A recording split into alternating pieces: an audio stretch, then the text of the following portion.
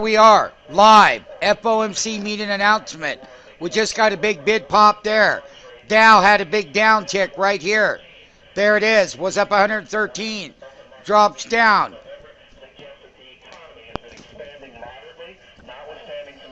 Slowing in global growth, while indicators point to some improvement in overall labor market conditions, the unemployment rate remains elevated. Household spending has continued to advance, but business fixed investment appears to be increasing less rapidly, and the housing sector remains depressed. Inflation has moderated since earlier in the year, and longer-term inflation expectations have remained stable.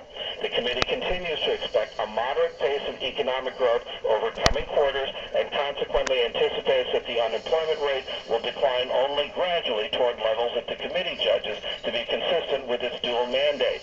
Strains in global financial markets continue to pose significant downside risk to the economic outlook.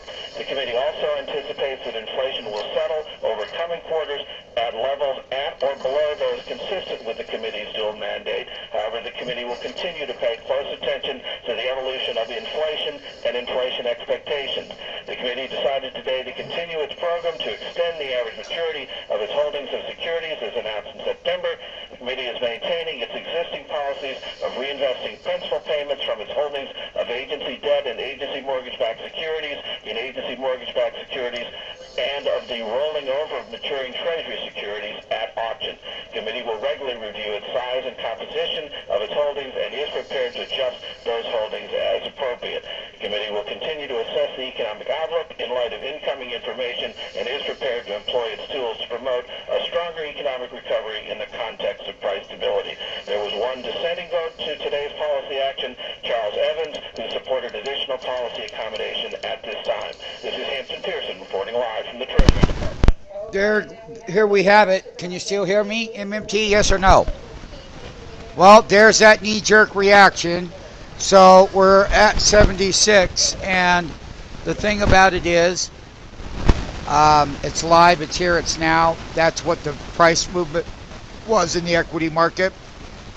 You ran up, you dropped about 50 points on the Dow on that Fed announcement, and you continue to sell down, and the put option is getting a knee jerk, but it wasn't a huge one where you've had tremendous spikes, but nonetheless, we are going to see on the level of what support levels off of that announcement number that we can hit and hold. Here is the knee jerk on Google. They walked that up. They've given it all back on that reversal. There it is right here. There's that teeny support line. There's that total reversal on the Fed, and we're just using Google as intraday along with the regular broader indices. I will also be happy to pull over to you what the E-mini S&P 500 did on that knee-jerk reaction. It went from 1235 down to 1240, dropped here in the E-mini December S&P contract.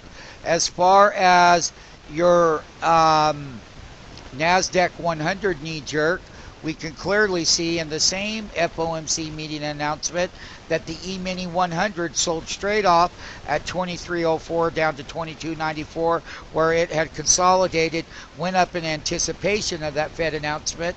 That is the actual knee jerk in the futures market and the knee jerk into the Google movement as well. FOMC meeting announcement, knee jerk bid and ask.